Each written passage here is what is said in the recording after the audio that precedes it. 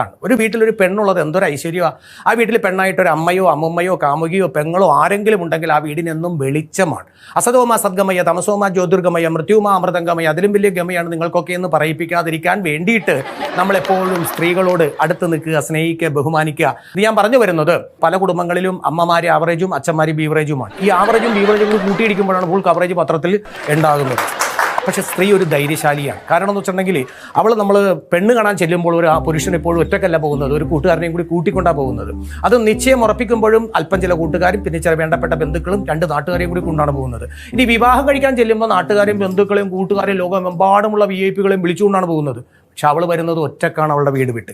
അത് വെച്ച് നോക്കുമ്പോൾ അവൾ എന്തോരം ധൈര്യമുള്ളതാണ്. സ്ത്രീക്ക് ധൈര്യമുണ്ട്. നമ്മളെപ്പോഴും സ്ത്രീയെ ആരാധിക്കുന്നു, ബഹുമാനിക്കുന്നു, സ്നേഹിക്കുന്നു, അവർക്ക് വേണ്ടപ്പെട്ട സ്ഥാനം നമ്മൾ കൊടുക്കുന്നു. ആകെ ഉണ്ടായിരുന്നത് റേഷൻ കാർഡിൽ മാത്രമാണ് ഗൃഹനാഥൻ നിറഞ്ഞും സിംഹത്തെ പോലെ നിന്നിരുന്നത്.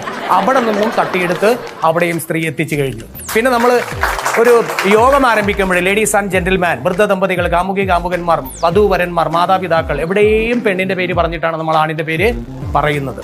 സ്ത്രീകൾ എല്ലാ രംഗത്തും വന്നു. സ്ത്രീകളൊന്ന് കുറിച്ച് നോക്കി. സ്ത്രീകൾ എങ്ങനെയാണ്?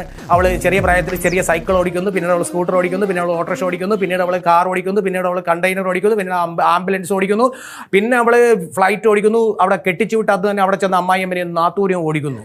എല്ലാ രംഗത്തേക്കും സ്ത്രീകൾ വന്നു. എവിടെയാണ് സ്ത്രീകൾ വരാത്തത്? എല്ലാ രംഗത്തും സ്ത്രീകൾ നിറഞ്ഞു നിൽക്കുക. സ്ത്രീകൾ വരാത്ത ഒരേ ഒരു സ്ഥലം മാത്രമേ ഉള്ളൂ. എവിടെയാ? ഫയർഫോഴ്സ്. എന്താ കാര്യം? സ്ത്രീക്ക് തീ കൊളുത്താൻ മാത്രമേ അറിയൂ, അണക്കാൻ അറിയില്ല. അപ്പം അവിടെയും ആര് നിറഞ്ഞു നിൽക്കണം? സ്ത്രീ നിറഞ്ഞു നിൽക്കണം. പക്ഷെ പൊതുവേ നമ്മൾ പറഞ്ഞാൽ സ്ത്രീ എന്ന് പറഞ്ഞാൽ വിളക്ക് തന്നെയാണ്, പുരുഷനോ വെറും തീപ്പെട്ടി മാത്രമാണ്.